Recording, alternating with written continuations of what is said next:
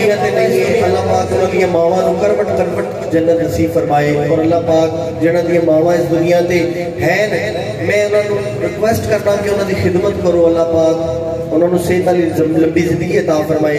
तो मेरे समेत जिन्हां दी टुर गईयां ते शायद फरमांदा है ऐडियां गूड़ियां जगते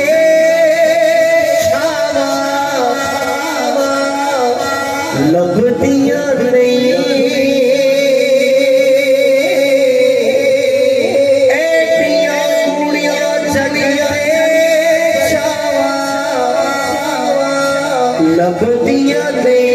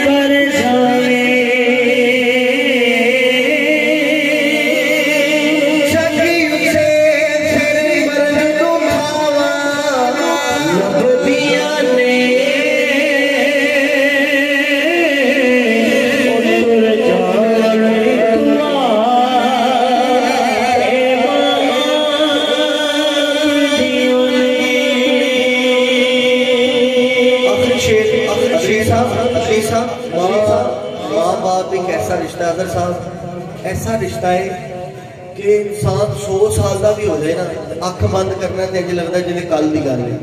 जिन्हों दी मावां नहीं वो तायद करनगे इस गल की, एवं ही है जी, अख बंद करो तो इंज लगता है जिन्हें कल की गल है।